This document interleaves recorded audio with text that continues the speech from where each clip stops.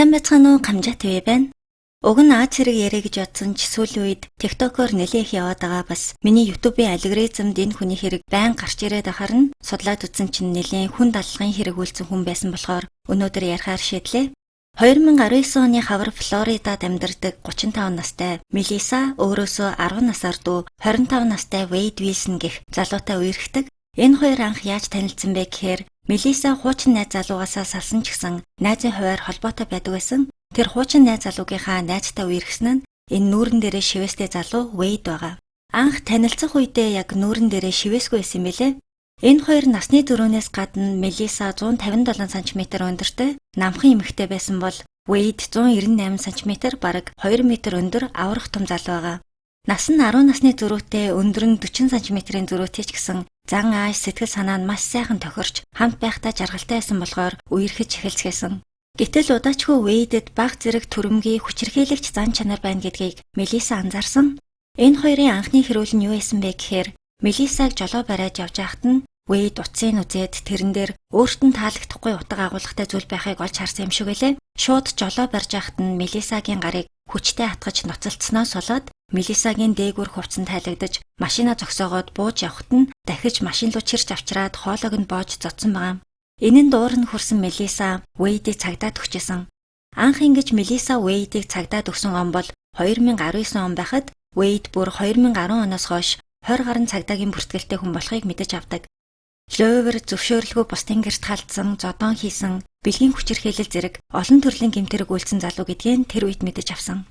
Энэ Вейд гэдэг залуу 1994 оны 5 сарын 20-нд Флоридад төрсөн. Вейдийг төрөх үед аав ээж нь ердөө 14-15 настай насан туршаагүй хүүхдүүд байсан болохоор өвөө эмээ нь хамт нэг сүмд явдаг хосуудад өргүүлж өгсөн.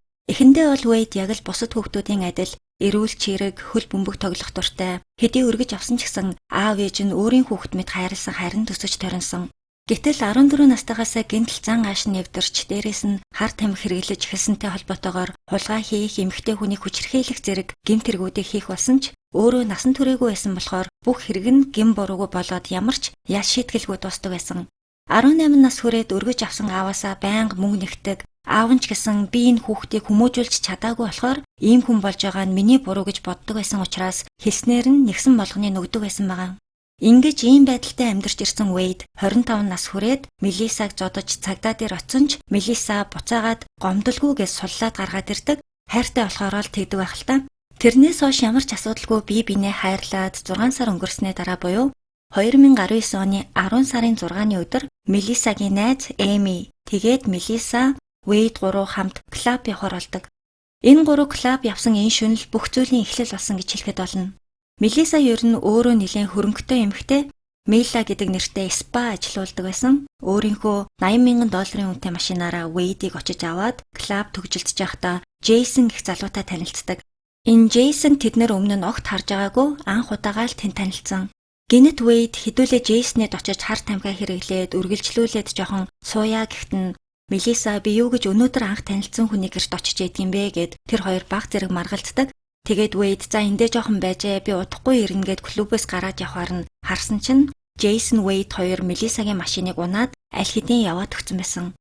Мелисагийн бүх юм машинд нь байсан учраас аргагүй хэрхэнд хамт явж ясан найз Эмигийн гэрлөө яваад бүр унтан унттлаа. Найздаа би дахиж энэ залуутай хизээж уулзахгүй сална гэдгийг хэлсээр унтсан байгаа. За клуб явсан өдрийн маргааш нь буюу 2019 оны 10 сарын 7-нд өглөө 8 цагийн үед Мелисагийн утас руу танихгүй дугаараас зогсоо загуй залгаад бүр үүрээс хойш нэлээд хэд залгсан байхаар нь аваад ярьсан чинь Вейд байсан. Мелиса шууд уурлаад хурдан миний машин аваад ир гэсэн чинь Вейд өөдөөс нь бүр илүү уурлаж харааж яг одоо надтай уулзаадах гэхээр нь Мелиса өмнө нь нэг удаа зодуулж ясан болохоор ч тэрөө машина авахаар уулзах нь уулзах ч гэсэн ягаад ч юм хоёулахныгаа уулзаад хэрэггүй юм шиг мэдрэмж төрөөд манай спа руу хүрээд ирээ гэж хэлдэг. Мелисагийн ажилуулдаг спагийнх нь эргэн тойронд айлууд, дэлгүүрүүд ихтэй хүн их явдаг газар болохоор тэгж дуудсан байна л да. Мелиса найз Эмигээрээ хөргүүлээд оцсон чинь Вейд ч гэсэн яг ирж таарсан. Гэхдээ Вейд Мелисагийн нөгөө үнэтэй машин биш, өмнө нь огт харж байгаагүй Ниссаны нэг хар машинтай ирсэн. Тэр машинда Мелисаг суугээд Мелиса болохоор суухгүй гэсэн чинь хүчээр суулгах гэж оролдож яснаа шууд гадаа газар унгаагаад галзуу хүн шиг л зодож эхэлсэн. Wade машина парклаагүй шууд бууж Мелисаг зодчихсан болохоор нөгөө машин нь баг зэрэг өнхрөөд Мелисагийн хөлдөөгөр нь бараг гараад явцсан.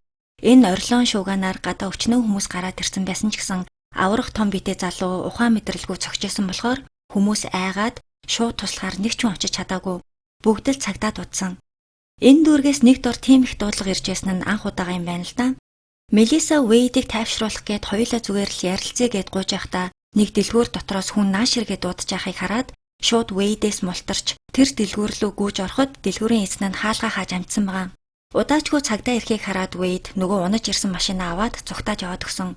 Явсныхаа дараа Вэйд зогсолтгүй нөгөө танихгүй дугаараасаа Мелиса руу нэг сүрдүүлсэн мессеж явуулаад эсвэл би зүгээр л чиний духан дээр өмсөх гэж яасан юм аа гэл аргацсан мессеж явуулж байсан болохоор цагдаа нар хэдүүлээ Вэйдийг хайж олох биш өөрөөр нь ирүүлэе гэж ярилцаад Мелисаг мессежүүдэд нь итгэсэн юм шиг хариулаад дуудчих бид нар ирэх үед нь бариад авъя гэж тохиролцсон. За эдгээр үйл явц өрнжийн хооронд цагдаад өөр газраас бас нэгэн дуудлага ирдэг. Тэр нь юу байсан бэ гэхээр нэг залуу ахлах сургуулийн ойролцоо явж байгаад эмэгтэй хүний цүнх оллоо гэд цагдаад өгсөн. Цагдаа цүнхэн дотор байх иргэний үнэмлэхний мэдээллээр хөөгөөд Даян гэдэг хүний цүнх гэдгийг олж мэдснээхээ дараа цүнхний эзэн ажилдаг цайны газар яваад очиход Даян өнөөдөр ямар ч хэл сураггүй ажилдаа ирээгүй гэхээр нь ахлах сургуульд сурдаг хүүрэн залхтал ээж өнөөдөр ямар ч холбоо барьсангүй гэдгийг сонсоод Даяныг ор сураггүй алгуулсан хүнээр цагдаа нар бүртгэж авсан. За нөгөө талд Мелиса хоёулаа хоол идэнгээ ярилцъя ойлголоо гэж Вэйдийг нэг хоолны газар руу дуудаад Вэйд ч ирсэн. Гэхдээ нэг фейлдсэн зүйл гэх юм бол цагдаа нар жоохон хүлээж агаад Вэйдийг машинаасаа бууж ирсний дараа баривчлахад болох байтал буугаачгүй байхад нь машина унтраа гараад иргээд яваад очсон.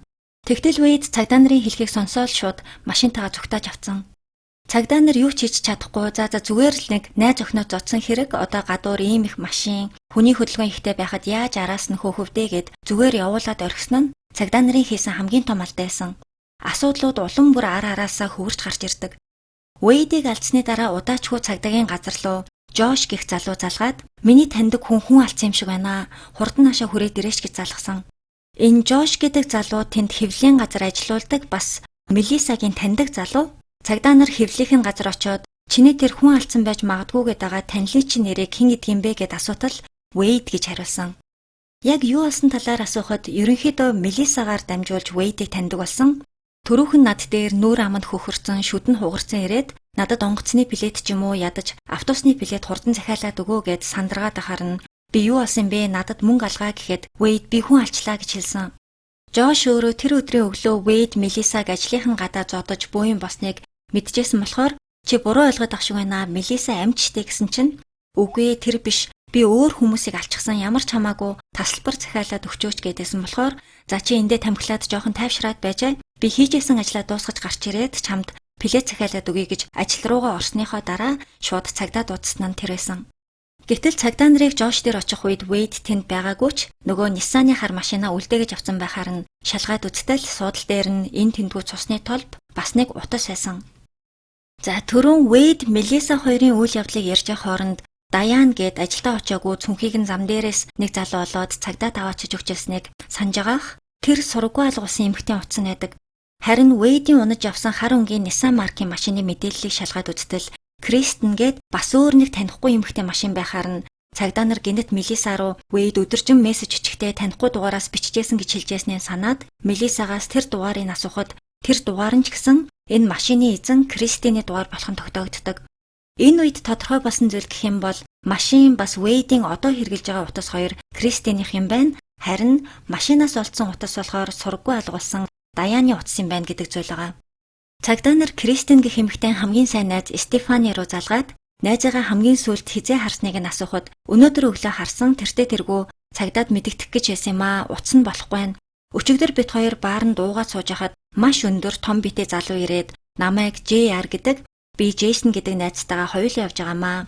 Та хоёр бит хоёртай хам суухгүй биз гэж гуйсан гэж хэлдэг. Та нар маань гадралсан байж магадгүй JR гэдэг нь Wade өөрөө өөрийнхөө нэрийг худлаа хэлсэн. А Джейсон гэдэг нь нөгөө Мелисатай хамт анх орсон клуб дээр танилцсан залуу болж таарж байгаа. Тэгэхээр Wade найз охиноо найзтай нь орхиод клубт танилцсан залуу Джейсонтэй хамт Мелисагийн машиныг унаад өөр бааранд ороод өөр хоёр эмэгтэйтэй танилцсан гэсэн үг. Стефани цааш нь ярихдаа Кристен Wade хоёр бие биендээ их таалагдж явах шиг байсан. Бид дөрөв баар хаалга барьтал хамт хөгжилдөөд дөрүүлээ Джейсний гэрлөө үргэлжлүүлж уухаар явсан. Гэхдээ Джейсон ээжтэйгээ хамт амьдардаг байсан юм бэлээ. Үүрээр баахан хүмүүс дагуулад ирэхээр ээж нь баг зэрэг ууралсан. Бид дөрөв кокаин хэрглэсэн бас Джейсний өрөөнд Wade, Kristen хоёр дотн харьцаанд орж исэн. Тэр хооронд Джейсон бит хоёр гадаа шар ариг уунга тамхи татаж байсан гэсэн зүйлийг ярьдаг. Дараа нь Джейсний ээж уурлаад исэн болохоор Стефани, Kristen, Wade гурав Мелисагийн машиныг тэнд нь үлдээгээд Кристний гэрлөө такси бариад явцгаасан. Джейсон бол ээждээ загнуулаад яваагүй гэртээ үлдсэн билээ. Нөгөө гурав Кристинэд очиод удаагүй Стефани өглөө 6 цагийн үед одоо ажилдаа явлаа гэд Kristen, Wade хоёрыг үлдээгээд яваад өгсөн.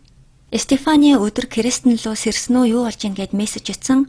Ямар ч хариу ирээгүй болохоор өчтөр нэлийн уусан болохоор босч чадахгүй байгаах гэж одоод байж атал цагдаагаас хамгийн сүлд найзыгаа хизээ харсан бэ гэсэн дуудлага ирсэн нь тэр байсан. Цагдаа нар Стефанид чиний яриад байсан JR гэдэг хүн энэ хүн мөн үү гэд Wade-ийн зургийг харуулхад шууд л мөн байна. Энэ хүн манай найз Kristen-тэй үлдсэн хүн мөн гэхийг сонсоод цагдаа нар Kristen-д явж очиход хаалга нь онгорхой ороод шалгахад Kristen хүнжил дотроо нас орсон байдалтай олдсон.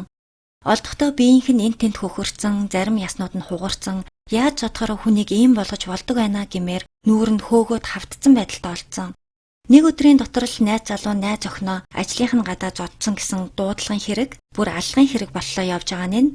Одоо бол Wade-ийг яралтай болох ёстой учраас цагдаа нар шууд Wade-ийн өргөж авсан биш төрсөн автанд холбогдоод хүүчин залгасан уу гэхэд Wade өглөө залгаад би хүн алчлаа гэд нилээн яарсан байдалтай яаруу ярьсан. Гэхдээ манай хүү хар тамхи хэрэглээд элдүү юм ярьж байнга залгадаг болохоор би итгээгүй заав нь ажилдаа байна гэд тасалсан. Тийм болохоор надад одоо мэдж байгаа юм алгаа гэдэг. Тэгэхээр нь цагдаа нар за хүүчин дахиж холбогдвол бид нарт шууд хэлээрэ гэд дугаараа үлдээгээд яваад өгсөн. Гэтэл оройн нь Wade дахиад төрсөн авлууга залгаж би өчигдөр Стефани, Kristen гэд хоёр эмэгтэйтэй баарн танилцаад Кристинэд очиж хонсон юм аа. Тэгээд Кристиныг унтцсан байхад нь би дээр нь гараад хоолойг нь бooгаад алсан. Өгснийхэн дараа тэр гэрт хэдэн цаг хэвтэж ягаад хүнжилт нь ороогоод аваад гарах гэсэн чинь хүнд даахгүй байсан болохоор тэнд нь үлдээгээд Кристиний машиныг аваад зүгтаад гараад ирсэн гэд босон явдлыг бүр нарийн детальчилж ярьж өгсөн байгаа. Аав нь чи яагаад тийм хийж байгаа юм бэ гэдгсэн чинь мэдэхгүй. Яагаад тэгснээ ч мэдэхгүй байна. Зүгээр л алмаар санагдсан. Тэгээд тэндээс гарч яваад би зам хөндлөн гарч яваа нэг эмэгтэйг харсан. Тэр эмэгтэйгээс би төөрчлөө зам заагаад өгөөч гэж машиндаа суулгаад явах замдаа нэг гараараа жолоогоо барингаа нөгөө гараараа хоолойг нь шахаж алсан. Тэгээд хаана аваачиж хаях вэ гэд хөнгөө газар хайж явж байхад нөгөө эмэгтэй хөөгүй байсан болохоор хээр эзгүй газар хэвтүүлээд дээгүүр нь хид хідэн удаа машинаараа дайрч алсан. Тэр яг л спагетти шиг харагдчихсан ааваа гэд инээгээд хөвгөлтэй явдлаа ярьж байгаа юм шиг аавтай ярьсан байгаа. Энэ сүүлд алуулсан эмэгтэй бол цүнхэн зам дээрээс олдоод сургаггүй алгууснаар тэмдэглэгдсэн эмэгтэй Даян байгаа. Ахлах сургуулийн хүүтэйгээ хоёулахнаагаа амьдардаг. Хүүн 2 настай байхад нөхөр нь өвчнөөр нас ороод тэрнээс хойш ганцаараа хүүхдээ өсгөх гэж маш хичээнгүй амьдарч ирсэн ингээл нэг эмэгтэйсэн. Wade-ийн энэ яриаг сонсон аав нь чи яагаад зүгээр л зам гарч яваа эмэгтэй хүртэл алчж байгаа юм бэ гэсэн чинь хамгийн аимшигтай нь мэдэхгүй. Хааштай л нэг хүн алдсан юм чинь дахиад нэгийг алхад юу нь буруу байгаа юм бэ гэж хариув. Wade-ийн энэ яриаг сонсон аав нь чи яагаад зүгээр л зам гарч яваа эмэгтэй хүртэл алчж байгаа юм бэ гэсэн чинь хамгийн аимшигтай нь мэдэхгүй. Хааштай л нэг хүн алдсан юм чинь дахиад нэгийг алхад юу нь буруу байгаа юм бэ гэж хариулдаг. Wade-ийн аав чи одоо байгаа хаягаа над руу явуулаа. Би наадах руу чинь такси явуулъя. Тэрэнд суугаад юу ч гэсэн манай гэрт хүрээдэр гэж хэлээд Wade-ийн хэлсэн хаягийг шууд цагдаа нар руу явуулдаг. Тухайн үедээ аав нь тэр хаягийг цагдаад өгөх үгүй юу эсвэл хүүгийн нууж хамгаалах уу гэж маш их эргэлцсэн гэсэн. Гэхдээ дахиад өөр хохирогч гаргахгүй тулд хичнээн төрсөн хүүхдэн ч гэсэн цагдаад байгаа газрын зааж өгөөд хэлсэн ярьсан бүх зүйлийг тэр чигээр нь хэлж өгсөн байгаа. Wade-ийн нуугдаж байсан газар нь хүмүүс нь аялалж аваад эзэнгүй байсан. Огт танихгүй айл олж ороод дотор нь усан дорж хувцас солиод P1-га зурагт үзээд аавда уцаар болсон явдлуудаа инээж яриад тухтай нарахгүй тухлаад сууж исэн. За аавынх нь явуулна гэсэн таксины оронд цагдаа нар FBI-ийнхны хамт Wade-ийг авахар ирсэн. Хоёр эмэгтэй амь насыг хөнөөсөн, дээрээс нь найз охиноо хүчирхийлсэн, машин хулгайлсан, эзгүй айлд зөвшөөрөлгүй нэвтэрсэн гэд энэ бүх зүйл өглөөнөөс ахуулаад ганцхан өдрийн дотор болсон зүйл байгаа. Энэ өдрөөс 4 хоногийн дараа эзгүй хээр талаас хид тасраад, ялзраад, зэрлэг амьтад эн тэндээс нь сэглэж, бүр харахаас ч нүд талтарсан болсон Даяны цогцыг олсон. Wade баривчлагдаад байцаалт өгч явахдаа бүүргээр шарсан төмстэй эдэнгээ хэргийнхаа талаар бахархалтай наргуу детальчилж ярьсан. Цагдаа нар алгын шалтгааныг асуухад Та нар намайг зүгээр л арслан харин тэр өгсөн хүмүүс бол миний олз хоол гэж бодцоход болно гэж хариулдаг. Сарын дараанаас хэвлийнхэн маш олноороо Вэйдээс яриа авахд мэдүүлэг өгч байхдаа ярьсан зүйлээ маш олон удаа өөрчилж ярилцлага өгчээсэн. Би Кристиний тонсон нь үнэнч гэсэн намайг гарахад тэр амьд байсан. Тэр зам гарч байсан эмэгтэйг би хүргэж өгөөл явсан дараа нь өгсөн байдалтай олцсон нь миний буруу биш тэрийг намайг хийсэн гэж цагдаа нар бодоод байгаа гэж яриад. Эсвэл нэг бол би өмнө нь хүний найманы бүлэгт ажилладаг байсан. Намайг ажлаасаа гараад энгийн хүн шиг амьдрна гэхээр тэр бүлгийнхэн ийм хэрэг надад тохоод хил сэрэгт унах гээд байна гэж бүр байж боломгүй зүйлийг янз бүрээр сурвалжлагч нарт ярьж авсан. Ер нь бол бүх зүйл мөрдлөгийнхөө дагуу нотлох баримтаараа нотлогдоод явж төрсөн авдаа анх шалтгаангүй хоёр эмэгтэйг алсан гэдэг нь л үнэн болж таардаг. За саяхан 2024 оны 6 сарын 3-нд анхны шүүх хурал болсон. Энэ шүүх хурал болох гэж маш их олон хойшлуулалт хажуугаар нь дэлхийн нийтээр халдварт коронавирус тархсан гэл бүхэл бүтэн 5 жилийн хугацаа өнгөрсний дараа болж байгаа хурал. Энэ шүүх хурал болдог өдөр Wade аль хэдийн нүүрэн дээрээ хид хідэн шивээстэй болсон гарч ирдэг. Шоронд байсан 5 жилийнхаа хугацаанд нүүрэн дээрээ шивээс хийлгээд хид хідэн удаа оргох гэж оролцсон бас 23 онд шорон дотроо хар тамхи зарж хэрглэж байгаад баригдсан гэд нэлийн завгүй түүхтэй 5 жилийг өнгөрөөсөн байсан. Камжаанд бодохдоо шорон дотор шивээс хийлгэж болдгийн байх таа гэд судлаад үзсэн чинь уг нь дүрмэндээ бол болохгүй гэхдээ байгаа хүмүүс нь яаж иж байгаа л хийчдэг юм байна л да. CD тоглуулагч дотор байдаг тэр жижигхэн моторыг ашиглаад хийдэг гинэ. Би гэхдээ сайн мэдэхгүй байгаа болохоор яг яаж хийдгийг тайлбарлаж чадахгүй байна. Бас үзгэн дотор байгаа бэх тэгээд сүлбээр зүү ашиглаад эсвэл гитарны утас тастаж аваад тэрүүгээр хийчдэг. Ер нь ямар л бол ямар аргаар хийд юм бэ? За шүүх хурлын өмнө шүүгч Wade нүүрэн дээрээ ийм шивээс нь арьс өнгөөр ялгуурлах утаа агуулгатай гэдгийг мэдчихсэн болохоор наадхын чинь иргэдийн төлөөлөгчөд таарах юм бол сайхан сэтгэгдэл төрүүлэхгүй лавтай чи шивээсээ далдалсан мейкап хийлгэж болно. Чам тийм боломж гаргаж өгье гэхэд надад хамаагүй гэд шүүх хурал үргэлжилсэн 3 хоногийн турш шивээстэйгээ байсан. Шүүхтэр гол хэлэлцсэн асуудал нь тэр хоёр эмэгтэйг алсан уу үгүй юу гэдэгтэй биш. Угаасаа л алуурчин нь Wade гэдэг нь тодорхой. Харин санаатай аллахгүй хар тамхинаас үүдэлтэй сэтгцэд өөрчлөлт ороод үйлцэн хэрэгүүгээл тэрэн дээр голлож явагдсан. Wade-ийн өмгөөлөгч өмнөх шөнийх нь хэрэгэлсэн хар тамхи цогтууруулах ундаа ер нь хүний сэтгцэд ингэж нөлөөлдөг, тэгж нөлөөлдөг гэж тайлбарласны дараа прокурор тэгвэл хамт хэрэгэлсэн хүмүүс нь яагаад хүн алаагүй байгаа? Стефани бүр ажилдаа босоод явцсан байна. Арх эсвэл хар тамхинаас болж би сэтгцэнд асуудал үүссэн гэж үзмээргүй байна. Wade өөрөө бүх юмаа санаад хүн алснаа бараг гайхуулаад яриад явж байсан биз дээ. Ухаан санаагаа алдсан юм энд ер нь байхгүй. Харин ч бүр оргон зайлах гээд онгоцны плет захиалаад өг гээд гуугаад явж ясан хүн дээрээс нь бүр үхээгүй байна гэд Даяны дээр машинаараа хид гарсан ч гэсэн санаатай хийсэн зүйл гэж хэлээд Wade-ийн өмгөөлөгчийг хэлэгч үгүй болгосон. За Флорида мужи бол цаазаар авах ялыг хүлээн зөвшөөрдөг муж юм байна. Шүүх хуралд оролцсон 12 иргэдийн төлөөлөгчдийн 9 нь Wade-д цаазаар авах ял өгөх ёстой гэсэн байр суурийг илэрхийлсэн. Тэрийг шүүгч харгалзаж үзээд сар хүрэхгүй өмнө буюу 2024 оны 7 сарын 23-нд шүүхийн хариу гарах ёстой байсан боловч давж заалт нь энтер гэсэн асуудлаас болоод одоогоор шүүхийн шийдвэр гараагүй байгаа. Ер нь бараг бүх хүмүүс цаазаар авахулна гэдэгт бол итгэлтэй байгаа юм байна. Гэхдээ ямар ч шүүхийн шийдвэр гарсан бэ? Гарсан даруйд нь бичлэгний доорх комент хэсэгт бичиж үлдээн. Тийм болохоор шийдэгдээгүй хэрэг ярьлаа гэж битгий бухимдцгаагаарай. Нас барсан хоёр эмэгтэй хувьд гэх юм бол үнэхээр өрөвдөлтэй. Кристен амьдрал тайртай маш ирч хүчтэй ганц бие эмэгтэй байсан бол харин Даян ганц хүүгийнхаа боловсролд бас сонирхолд нь бүх зүйлээ зориулдаг маш хөдөлмөрч эмэгтэй байсан. Даяны хүнд ганцаараа үлдсэн чи ээжийнхээ ороосоо гэж хүсдэг байсан их сургуульд тэнцэж орсон даанч тэрийг ээж маань харж чадсангүй гэж ярьж байсан байна. За өнөөдрийн дугаар маань энд хүрээд өндөрлж байна. Болсон бодит гэмт хэрэг тайлагдаагүй нууцлаг хэрэгүүдийн талаар сонсхийг хүсвэл сувагтаа subscribe болон хонх лайкад аргаа битгий мартаарай. Бас бичлэгтэй холбоотой сэтгэгдлээ заавал бичиж үлдээгээрэй. Тун удахгүй уулзтлаа. Түр баяртай.